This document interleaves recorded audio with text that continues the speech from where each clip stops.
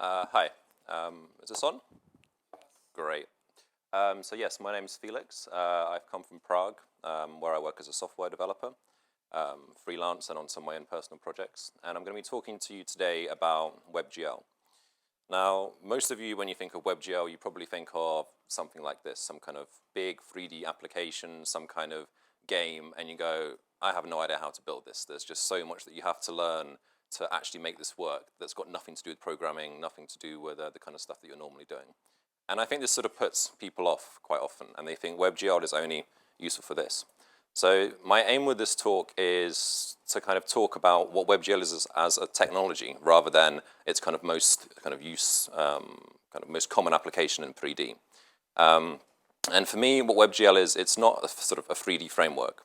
It's just a way of accessing your graphics card in your web applications. So giving you access to the second processor that pretty much everyone now has in their computers or on their mobile phones. So you're running your JavaScript on your CPU and your WebGL code on your GPU. And even though often it's for these kind of visualizations, then there's no real reason why it couldn't be used in like lots of different sort of general computation tasks as well. Okay, so this presentation is going to be split into two halves. So the first half is going to be sort of a high-level overview of the graphics pipeline in WebGL. So this is basically the description of how WebGL works. How do you actually talk to the graphics card? How do you get data onto it? And how do you actually get something drawn on screen? And this is going to be quite theoretical. So if you don't understand every sort of detail of what I'm talking about here, don't worry. This is mostly just kind of one-time setup that you do when you're building your application. And you don't really need to worry about understanding every tiny little detail.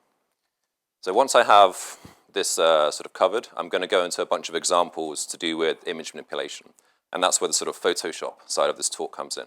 I'm basically going to show you how you can write arbitrary code on the graphics card, which you can use to do image processing effects, like swapping two color channels or making your image black and white, or sort of more complicated things like twirling the image around or pixelating it.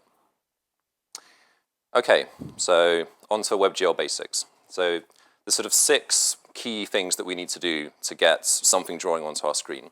And I'm going to dive into these a little bit more, but I'm just going to cover them at a sort of high-level overview point first. So the first thing that we need to do is create somewhere in our web page that we're going to be drawing into.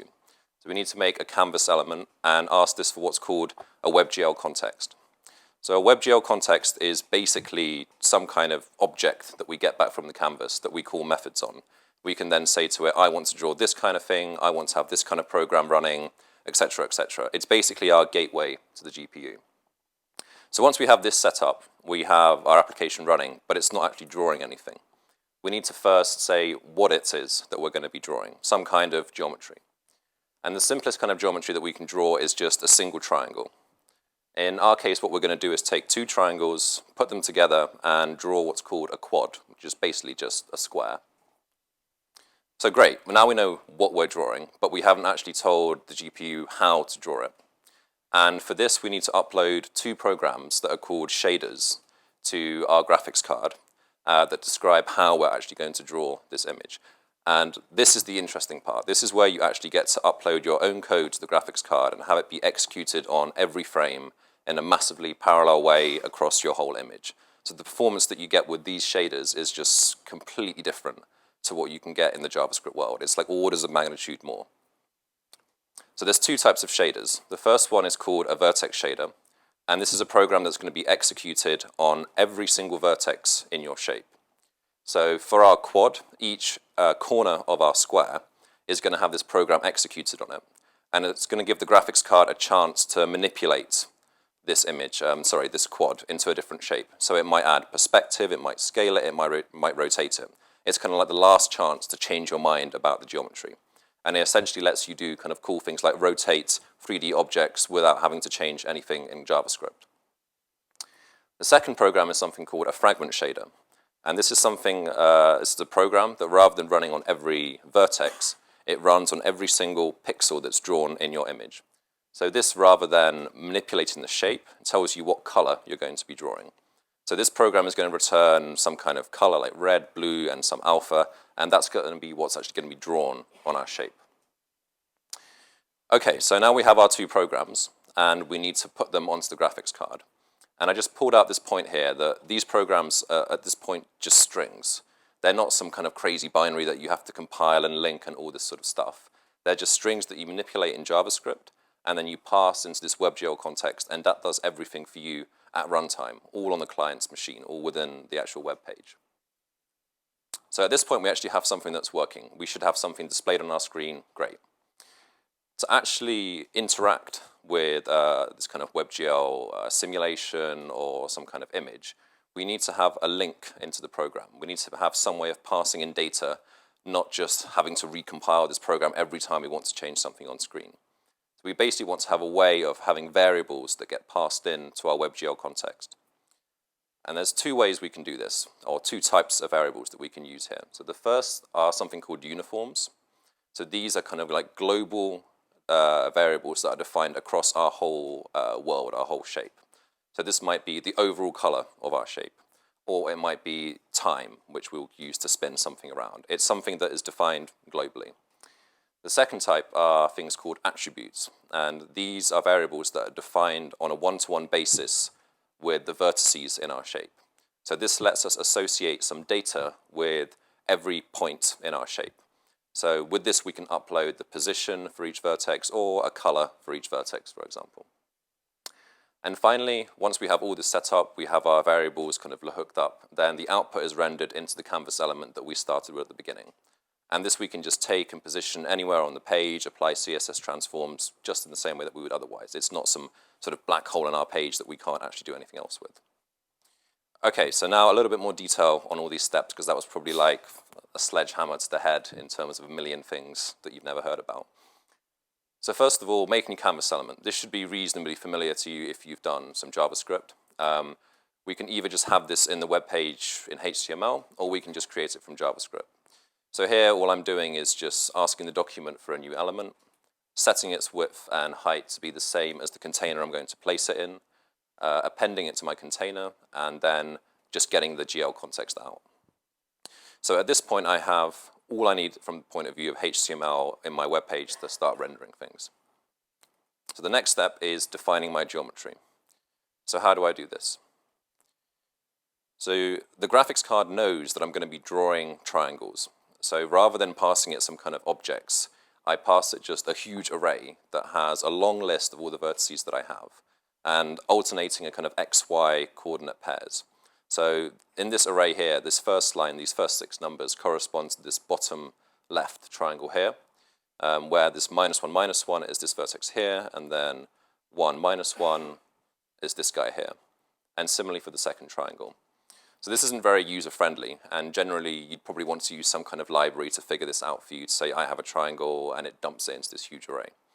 But conceptually it's reasonably simple. You're just kind of throwing a load of points to the graphics card, and these are then going to be read in by your programs.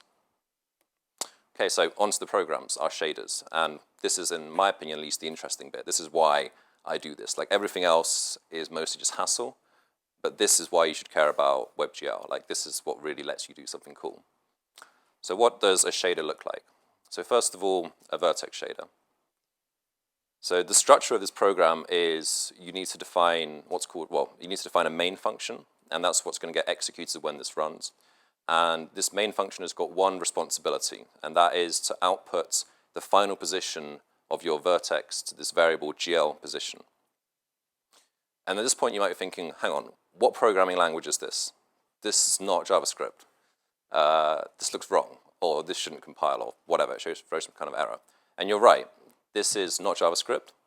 And the first time I gave this talk, I didn't say this, and at the end someone asked me, what language is that? I was like, oh, okay, yeah, I should probably mention what programming language we're using. So this is something called GLSL. This is used in OpenGL as well, and it's basically very similar to C. So the structure of the language should be familiar to you if you use C or even JavaScript. But it has a couple of extra things that you can do that make it very kind of useful for working on the graphics card. And the one in particular is that you can operate on vectors, so groups of 2, 3, or 4 kind of bits of data. So for example, a position in this room could be described as a 3-component vector. So how far are you from that corner of the room along the floor? How far are you from this wall, and then how high up are you? So sort of X, Y, and Z. So that would be a 3-component vector. And here, where I'm passing in these A coordinates, which correspond to what I was passing in the previous array in JavaScript, this -1, -1, 1, -1, then these pairs are now read in as these 2-dimensional vectors. And now, rather than thinking of it as just one big array, I process them as kind of entities. I'm looking at this as just one 2-dimensional vector and then doing something with it. So all I'm doing here is I'm taking this A coordinate vector and then basically just passing it through to GL position. And I have to wrap it in a 4-dimensional vector because that's just what the graphics card expects. It wants X, Y, Z, and depth. But for this presentation, we don't have to worry about Z. This is all 2D, so we're just passing through this guy. Okay, so that was the vertex shader. What about the fragment shader? So the structure is very similar again. We have a main function, and this time, rather than outputting the position of our vertex, we're outputting the color of the fragment that we're going to be drawing. So here, again, I'm outputting a 4-dimensional vector, but rather than it being X, Y, Z, and depth, it's going to be the different color channels, so red, green, blue, and alpha. So if the output here was just going to be 1, 0, 0, 1, then it's just going to be the red channel being full, the other channels being empty, and then alpha being full. So I just get a red square. So at this point, you might notice there's something I haven't mentioned, which is this guy here. And this is very important. So this is something called a varying variable. And so far, I told you about uniforms, which are global, and attributes, which are per vertex. But there's nothing which is telling us kind of data on a per fragment basis. How do we draw something different on every pixel within our scene? And this is exactly what this varying variable is for. So the best way to think about what this is actually doing is it's a special type of variable that you define in your vertex shader, and you fix it to have a set value on each vertex. So here, all I do is I copy across A coordinate to V coordinate, and that means that V coordinate has the same value as A coordinate on all these kind of vertices.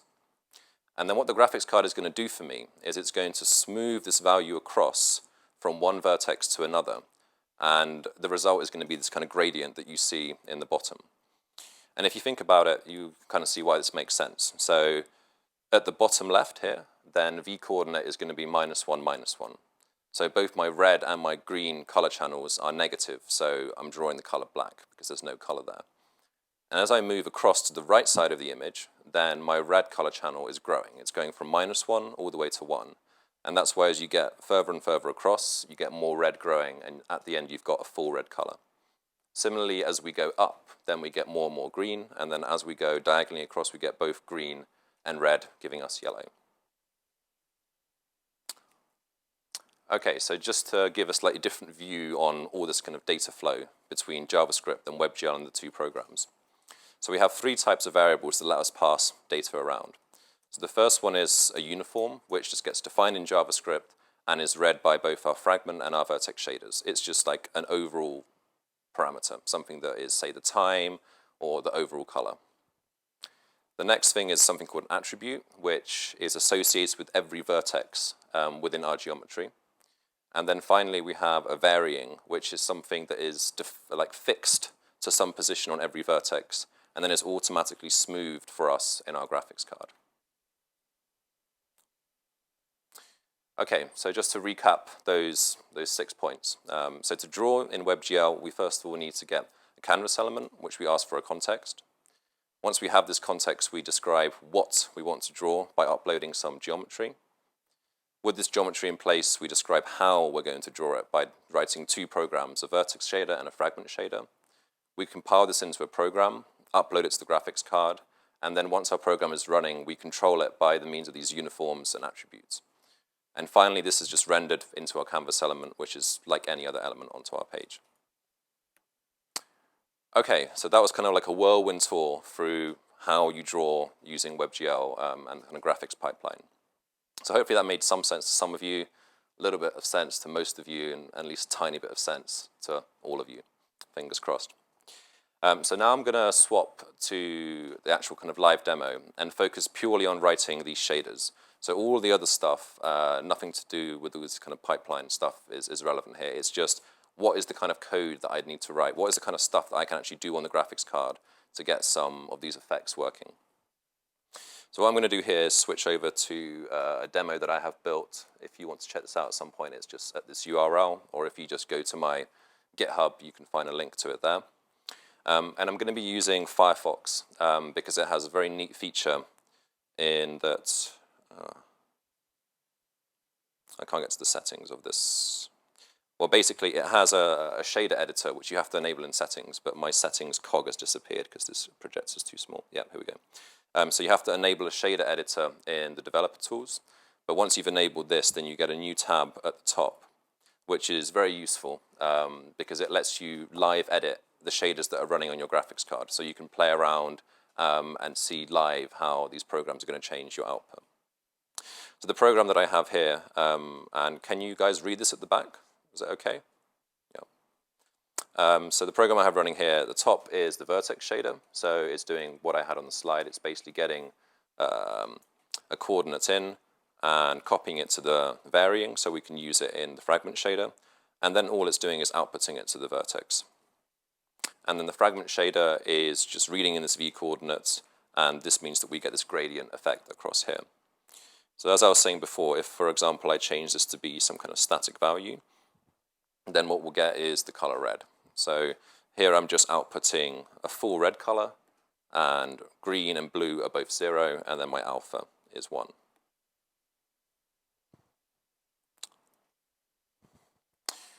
Okay, so now I'm going to go through a bunch of sort of image processing tricks to show you what you can actually do here. These are kind of like the groups. So I'm first going to start with scaling, translating, then do some sort of simple color tricks like swapping color channels, and then I'm going to move into more complicated stuff like blending and warping. And all of these things are actually quite simple in terms of lines of code to code. Like it's maybe 1 or 2 lines of code. The difficult thing is more sort of the conceptual understanding of what's going on sort of mathematically. So it sort of depends on what kind of background you have. Sometimes it might just be a bit too sort of complicated. So if you don't understand the exact formula, I sort of say don't worry about that too much. The kind of understanding that we can do something like this with only just 1 or 2 lines of code is powerful enough in and of itself. Okay, so first of all, scaling, translating, rotating. So this is the kind of stuff that makes most sense to do in our vertex shader, because there we're talking about geometry. So first of all, if I want to change the shape, I need to make a local copy of this A coordinate. And rather than outputting this directly, I'm going to sort of modify it so our shape changes. So if I want to scale this image down, then I just multiply it by some constant. And what this is going to do is move all of our vertices inwards. So a vertex that before was 1, 1 now becomes 0.9, 0.9. And with this, our shape is going to shrink. And in the same way, if I want to apply some kind of offset to our image to just move it on our scene, then I just add this kind of vector to it, and our whole shape just shifts. Now, you might have noticed that I have this sort of control panel here. And what this is doing is it's going to allow me to connect uniforms into our program. So as I move these sliders, then a value within this GLSL program is going to change. So, for example, this A slider here, if I want to read in its value inside of our program, then I need to declare a uniform. The type of this is just going to be a float, just as a number, and its name is UA. So now rather than having 0.9 here, then I can connect it to this slider, and then as I move it, the shape is just going to change shape in proportion with the value of this slider here. And you can do exactly the same with a translation, and that is the same. It's the same trick, basically. So finally, if you wanted to do rotation, conceptually it's the same. You just apply some transformation to every vertex. But I'm not going to go through that because it uses something that's called a matrix, which might not be familiar to all of you. But if you want to see how that's done, then it's in all the example code that I have up on GitHub. Okay, so that's kind of like the basics of what you can do in the vertex shader. But at the moment, all we've been doing is just passing in sort of values and drawing gradients, which is a bit boring. Like, that's not that useful. Why did we build a graphics card just to be able to do that? What we really want to do is have a way of uploading some kind of texture, some kind of image to our graphics card and manipulating that. And that's exactly what we're going to do. So the graphics card, apart from having places that you can put these programs, has a bunch of slots that you can upload textures to. And the way that you do this as a programmer is pretty much exactly the same as with these uniforms. So rather than passing in a uniform of type float, you pass in one of type just texture. And then you can read this texture in your program and do whatever you like with it. So now, rather than changing the vertex shader, I'm going to work with the fragment shader because we're drawing sort of different pixels rather than changing the shape. So to get my texture displaying, again, I just need to declare a uniform, but this time it's going to be of type sampler 2D. I'm going to call it utex. And rather than having my color being looked up like this, I'm going to use this sort of helper function for looking up textures, which takes as its parameter the texture I'm looking up and a position that I want to look up in the texture. So what I'm going to do first of all is just look up a static position. I'm going to look up the topmost pixel, so 0, 0, inside this texture, and then assign it to color. And then because the color is the same on every vertex, every fragment, sorry, then my whole image becomes blue. And that's because the top of this image here, which you'll see in a second, is blue. If I change to this one, it's green. So rather than just looking at one pixel, what we really want to be doing is having each fragment look up a different pixel within our texture, so that what we actually end up with on our screen is the texture itself. So we want to kind of have this sort of one-to-one mapping between here's my view, here's my texture, this point looks up, this point in the texture, this one, this one, this one, this one. So we end up with the image. So we basically, rather than having a static value here, want to have something that smoothly changes across our entire canvas. And you can probably guess that we're going to want to use something like v-coordinate here. So when I put in v-coordinate, because this is changing across my image, then each fragment is going to look up a different pixel, and we're going to end up with this image looking like this. Now you probably noticed this is upside down and stretched and looking wrong. And that's just because v-coordinate goes from the range -1 to 1, whereas when we look up in a texture, we want to go from 0 to 1. So if we just translate between those coordinate systems, we'll get the right thing. And you'll see that in a later slide. Actually, I guess I can just change the program to show you what it looks like. Yeah, so if I switch to this program, then now it's displaying correctly. And that's purely because rather than using v-coordinate, we're using this thing called UV, which is related to v-coordinate by just some mathematical transform. So it's not that interesting how this works. We're just changing it, so rather than having something that changes from -1 to 1, it goes from 0 to 1. And that then means that our image is displayed correctly. Okay, so now we have an image, we can start doing some more interesting things in it. So we basically want to read in our image, and then before we actually display the final color, we want to apply some sort of modification to the color. And this way we can change the color channels or do more other things.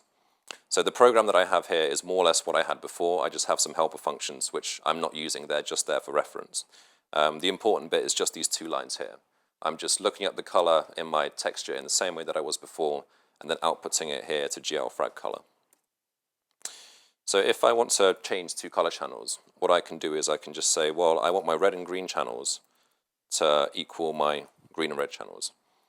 And there we go. We just swap the two channels like this. So it's reasonably simple. And you could do the same thing with, you can do this kind of thing. So it just lets you manipulate these vectors in this way. So if rather than swapping color channels, we want to make a black and white image, for example. So a black and white image is something where the red, green, and blue is the same on every pixel. And the kind of intensity, how white each pixel is related to how much color you had in the first place. So if you sort of think about this, you kind of come to the conclusion that this is the same as just asking how long is my color vector. If it was black before, then it's going to sort of be short, and if it was like very, very close to white, so both red, green, and blue were big, then it's going to be bright. So the longer the length, the kind of more white our image should be. So this isn't working because we have a type mismatch. So length returns a float, and color needs to be three-dimensional. So we just need to apply this guy to it. And with this we get a black and white image. Okay, cool. So now we've sort of swapped color channels, we've converted to grayscale. What else can we do? So now we can start asking sort of questions and applying different effects to different pixels. So for example, I'll just change my image to something that's got some very kind of clear colors in it.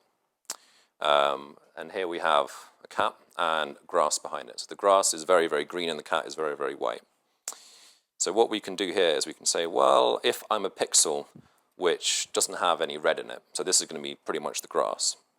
So if my color red is lower than some threshold, then rather than drawing the normal color, I'm going to just draw this black and white color.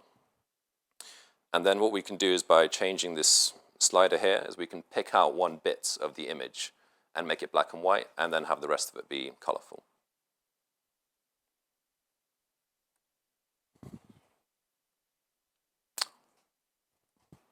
But we can go further. So rather than just doing, just processing based on what color our pixel is, we can change things depending on where we are in the image. So here I've defined a bunch of parameters of a bunch of variables, which, for example, are the gradient we had before and the image that we had before. So here what I could do, rather than drawing it in black and white, I could just say, draw the gradient instead. So this would let us kind of add this gradient around the cat like this if we wanted. But rather than asking this question, okay, are we, what is our color? We can mix together two images based on some other condition. So what we're going to do here is going to use this, something called a mix function, which takes two things and mixes them depending on what the value of something is, what the value of the third parameter is, sorry. So if I, for example, want to mix the image with the gradient, like this, then I can do it like this. I can just pan between the two guys. But to get more interesting effects, rather than just having this being a static value, why don't we tie it in to something, some sort of component of our image? So here we're mixing not based on this slider, but how far across we are in this image. So on the left side, we have everything being the image, and on the right side, we have everything being the gradient. So what we're basically doing is just taking some kind of parameter, I'm just going to call it A, and using this to decide which of our two things to draw. And we can do interesting things with this parameter. So rather than just having it being dependent on UV of x like this, we can add in what's called a step function, which is going to make this break be kind of very sudden. So what a step function does is it basically takes two parameters, and if one is bigger than the other, it returns 0, otherwise it returns 1. So if you're to the left of 0.5, you get the gradient. If you're to the right, you get the image. But this looks kind of ugly. So rather than having it be so sort of sudden, we can use another function that's called smooth step, which lets you define sort of 2 points. So one where you should start fading from one image to one where you start fading to another one. So here what I can do is I can define sort of two thresholds, one where I have a region that is just the grass, and then the other one where I just have the gradient, and then the space in between. So here these regions are defined by this 0.2 and 0.6. So the first 20% of the image is one thing, the last 60% is the other thing, and in between we have this smooth variation. Okay, so a lot of color effects or image effects look better somehow if we have them being sort of circular rather than them being linear as I had before. So rather than asking how far am I across my image, why don't we ask how far am I from the center of my image, or how far is my angle around the image? So rather than thinking in what are called Cartesian coordinates, we can think in polar coordinates. So this is what I have defined up here. I just basically take my UV, which is my kind of XY in my image, and I convert it into polar. So this is going to be the radius, how far am I from the center, and my angle. So just to quickly show you what these guys look like, rather than drawing the image, I'm just going to draw the radius. So the radius is this kind of thing. At the center of the image it's 0, so it's black, and it gets bigger as you go further out. And similar the angle, then it's kind of, as you go around the image, it changes. So now, rather than defining this A component based on UV, why don't we just define it based on polar? So the further I am away from the center of my image, the more I want to draw the gradient, and the more I'm towards the center, the more I want to draw the cat. And if we, rather than drawing this kind of horrible gradient, which you should be sick of by now, draw the color black, then you can kind of get this nice sort of looking spotlight effect, which you can tweak to kind of your heart's content to give you a nice sort of retro looking image. Okay, so now on something a little bit more complicated. Rather than just playing around with colors, we're going to apply a transformation to our UV lookup.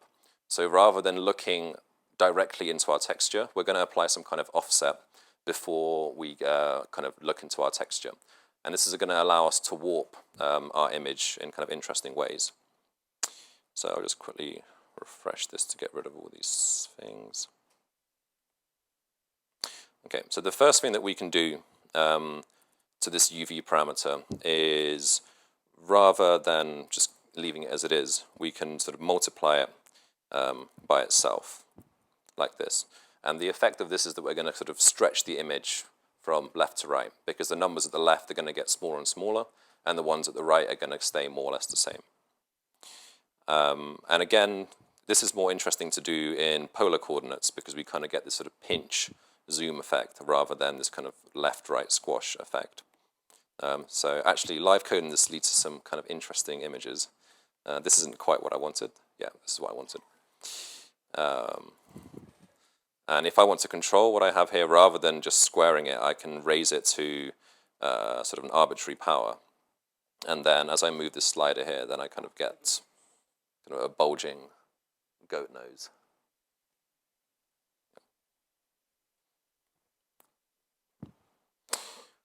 Okay, but why stop there? Rather than just bulging out the image, so saying I just want to pinch my radius out and thus change what we're doing, why not change the angle? So rather than modifying polar x, which is our radius, why not change the angle? So if we just apply a sort of a set offset to this angle like this, say, I don't know, 0.2, then that's just going to rotate our image. So if I just link this to that, then it's just going to make our image spin, which is kind of cool, but it would be more interesting if we could apply this effect more towards the edge of our image. So rather than it being something that spins the whole image round, it's going to spin it around more at the edge to give us a kind of swirling effect. And this is pretty simple. All we do is just multiply this by the radius, and then what we're going to do is going to get a sort of more swirly effect like this. And we can even be more kind of cruel to animals and go like that. It's also compatible with cats.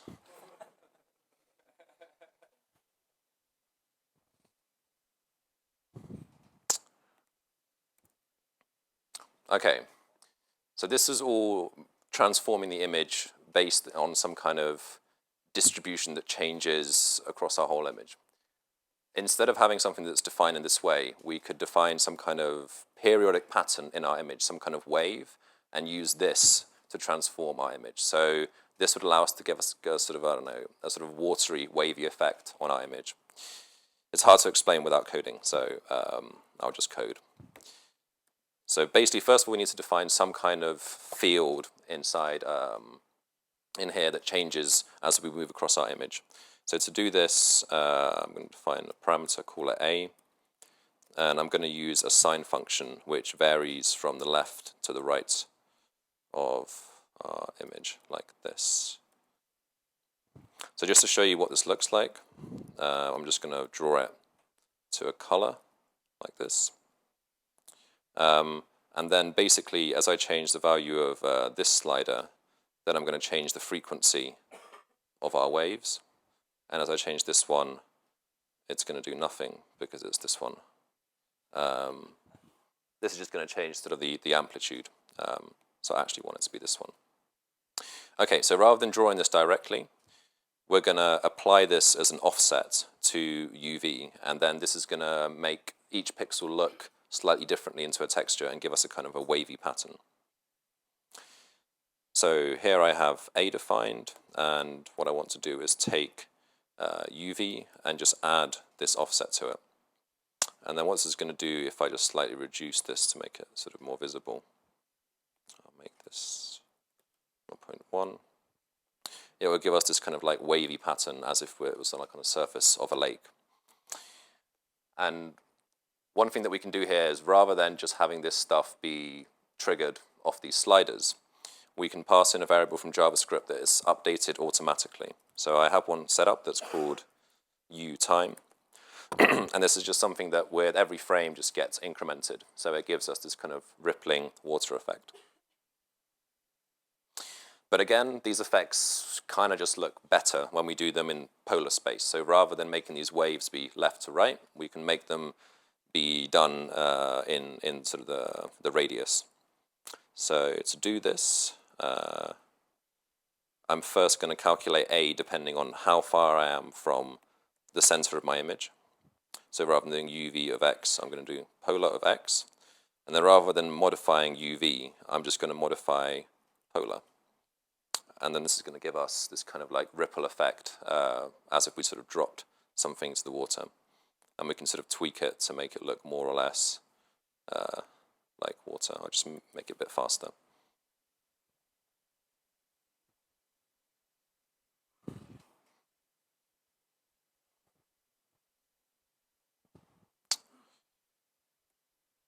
Okay, so this is my last section on what's called pixel effects. So rather than modifying things by transforming them, we want to snap values to different values, and this will get us to kind of like a pixel, like a pixelated image.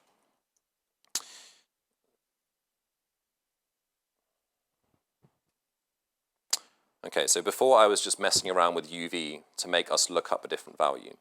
And to get us a sort of a pixelated image, what we essentially want to do is have blocks within our image all look up the same pixel. So instead of the top like 5% of that image should only look up the average value within the top of that image, and then we're going to get some sort of pixelation. So what this actually corresponds to is just taking this UV value and rounding it to sort of some kind of number.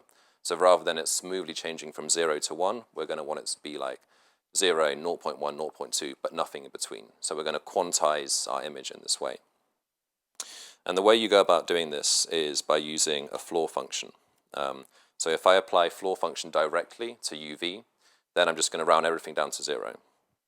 But if I put in, say, a 10 here and a 10 out here, then what I'm going to get is the value of UV being rounded to 0.1, 0.2, etc. And again, I can do the same trick as before, and rather than having it be static, I can link it to this slider and sort of change the pixelation that I have here.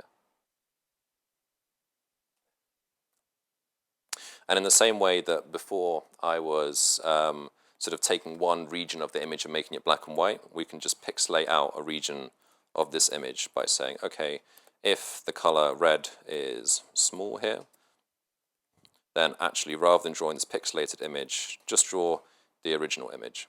And this way, that's wrong. Okay, interesting, that's not working.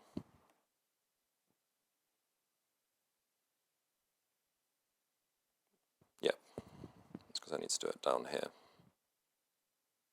Yeah, so with this I can basically sort of pixelate one portion of the image and make our cat look like some kind of criminal.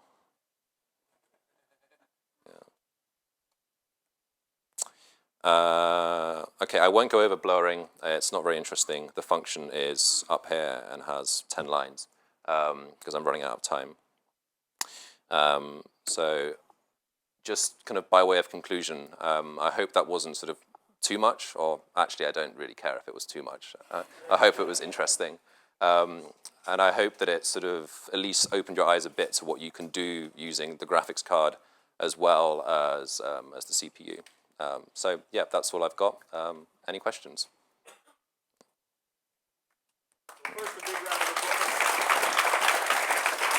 Thanks, Felix. really eager to get into the questions. I think there have to be. All right. I know I have some. So, all right, we have a hand up already. Yes, sir. No. What was the question again? So just for the recording, so I can repeat it. Oh, sorry. Do you say, was there Free.js behind this? Okay. Yeah, so Free.js is like a framework for building 3D applications. So when I showed you the mountain simulation earlier, that was done using Free.js because it's really, really helpful. But this I built without any kind of WebGL framework because I wanted to show just the pure WebGL stuff without wrapping it in sort of more higher level ideas. The actual sliders that I had there is something called dat.gui, and it's a separate sort of plugin that you can just put in there. So it's a nice little widget that you can just put on and manipulate various parameters with and colors and that kind of thing. Yeah. Yes, sir.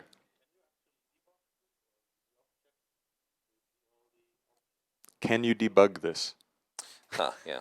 So debugging is quite fun with WebGL in that you don't get things like breakpoints, and in some ways it doesn't make sense, like a breakpoint on what you're processing 1 million pixels like 60 times a second.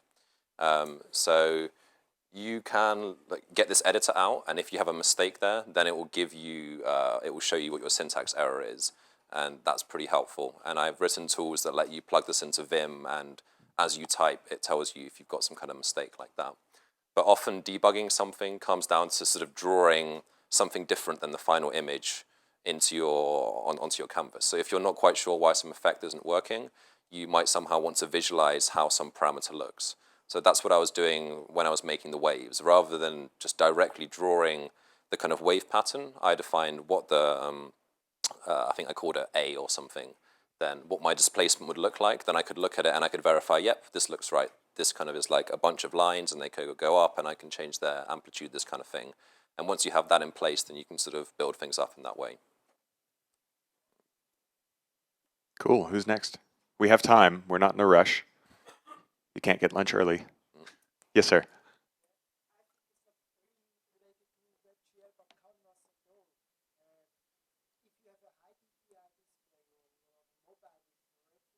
Mm-hmm. All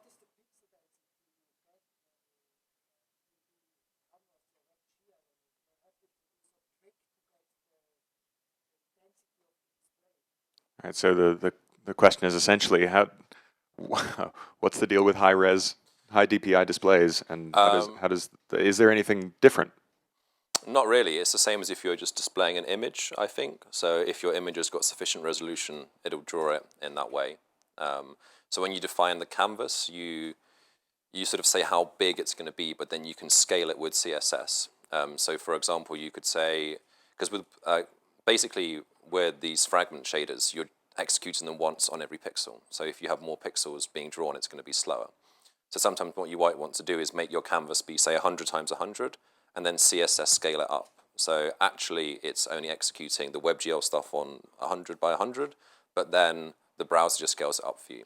So in the same way with a Retina display, you can say, okay, well, I want its width to be this, but I want it to have double the pixel density, and then it will just work. Yeah. So the demo that I had with the mountains, then actually, as you change the screen size, then it switches from a Retina resolution to a lower one because you just have too many pixels to draw. So when you have a big screen, it's just drawing it in a non-Retina resolution, but then as you get smaller, I think below 800 pixels, it just seamlessly changes to being Retina. So you can definitely do it.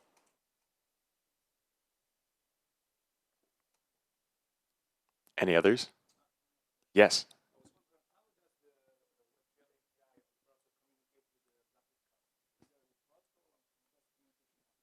So the question is, how does WebGL and the browser communicate with the graphics card? Yeah.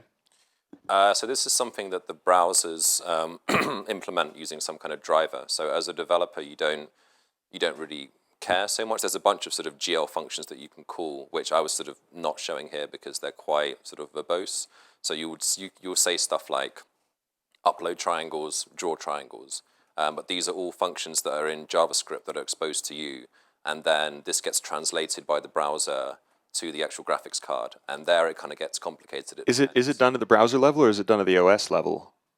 Well, I think the browser has to do some translation to kind of make it work either in OpenGL or make it work in DirectX. So depending on if you're Windows or a different operating system, you're going to have different drivers to your graphics card. So it's quite a mess. But the hope is, as kind of a WebGL web developer, you don't really have to care about that. You just do it. Have you seen any differences in performance from browser to browser in that case? Yeah, there's definitely browser. There's differences in performance between browsers and also graphics cards. So graphics card, I would assume, but if there is a difference between browsers, then that would how big a difference are we talking? Well, it's kind of changed. So for a long time, then Chrome was winning and everything else was behind. But then Firefox kind of caught up. So now it's roughly kind of equal. But you also then have different extensions to the WebGL spec, and some of them are implemented in one browser, and some are not implemented in another one. So it's kind of getting there. So the basic level, all the stuff that I was showing you there kind of works, but some of the extra features that you might want to use aren't always available to you, and you have to check for, is that available, can I use it, and if not, then have some kind of fallback. Does that answer the question? While everyone's thinking about more questions, because we do have some a little bit of time, for that first demo that you showed of the, I think it was the Alps, could you show the code behind that? Sorry, which demo was that? The very first one, the kind of 3D mountains, ski routes. I'm just curious to see what. Well, when you say the code behind. Well, what made that happen? Like, what's the? This is me asking the very most basic of questions. But the reason I'm asking this is that the demos you were showing, again, my assumption was leading into this that it would all go over my head, and most of it didn't. Now, I spent a lot of time in front end dev before I distanced myself from it. So I'm rusty, but I understand a lot more of it. So I'm curious to see that felt. I mean, even though that's the kind of thing that a lot of us seem to think about when we think WebGL, we think three-dimensional rendering. I'm curious about what actually went into that. To kind of making that. Yeah, like on what's the split between what you would do in WebGL to actually make that happen versus all the data that's got to be in there for the actual for the rendering of the shapes of the actual scene itself. Yeah, just let me quickly get onto the Wi-Fi so I can. It's a good way to give everyone else a chance to think of some questions as well. No, it's a good question. The kind of what is the split between what you do in JavaScript and what you do on the graphics card? Yes. And actually, with this mountain demo, then I kind of built this because I was playing around with WebGL and JavaScript, and it eventually morphed into this. And the approach that I was taking here was trying to do as much as possible on the graphics card. Whereas a lot of sort of other engines that were built maybe 10 years ago do a lot more on JavaScript and then upload onto the graphics card. So here, for example, from the point of view of JavaScript, then this is a flat surface that has no snow on it at all. And it gets uploaded to the graphics card, and the graphics card looks up how high each pixel should be, and in the vertex shader changes the shape based on that. So you essentially. So is there a depth map? A height map involved? Yeah. A height map, okay. Yeah. So it's using that. So it basically looks up in some height map and it changes the shape in that way. So this is why I'm interested in kind of seeing it. I'm wondering how heavy it is for something like that, because of seeing how less complicated than I expected the rest of your demos were. Like it feels like there's a lot of heavy lifting being done by. It's very abstracted, which I love. That's where we should be by now. Yeah. So this is something that I published like a year ago. It uses some of the same code as the final thing that I built, but it's a lot kind of simpler. So this is just using a random height map that makes it look vaguely like kind of different kind of targets like snow. Some kind of island landscape, etc. And the code for this is on GitHub, so if you feel like actually looking into it and seeing how it works, then you can take a look at this. But here, as I click, then all I'm doing is changing the fragment shader. So it's just changing how each pixel is rendered, and it gives you kind of very different feel on each one. Very cool. We have another question down here. Let me get to you. Actually, I'll just let you ask it into the microphone for the recording. Either that or I have to repeat it. Oh, come on, you'll be fine. You have some code example with tangent space maps? With what, sorry? With tangent space maps? Oh, that actually has the tangent on there. So this one here is just using a height map, and then it figures out the tangent sort of mathematically within the fragment shader. So there's different ways you can go about this. So with the tangent, or do you mean the normal? Yeah. So I don't know if I have. I do have some other demo, which, forgive the stupid name. Yeah, so I have this kind of demo which lets you kind of carve into a tombstone. So you have one canvas element, and then this is the height map which changes the shape inside here. And then this has different ways that you can play around with the tangent maps and this kind of thing. So as you toggle these different things, it's better when you load a depth image because it looks less horrible. So if you like load a dollar, then you can go and change how the lighting is calculated. So this one is just like not doing any lighting effects. It's just like drawing this directly. This one is actually changing the vertices. So in this case, it's actually a flat image and has no, like a flat, a flat mesh. And if I toggle this, then it actually becomes 3D. But from a distance, if you look at it, then it kind of looks the same. I don't know if that really answers your question, but basically, if you look at this, then there's lots of kind of example code which will probably kind of answer the question. And the site I loaded up at the beginning, so freejs.org, has got a bunch of examples here. And pretty much all of these have, like, you can just look at the source and it kind of tells you something. So these examples are good for just seeing quickly how something works, but I find they're not particularly helpful in telling you how to actually structure a big application, because it's just like, here's a load of code, okay, thanks, bye. So.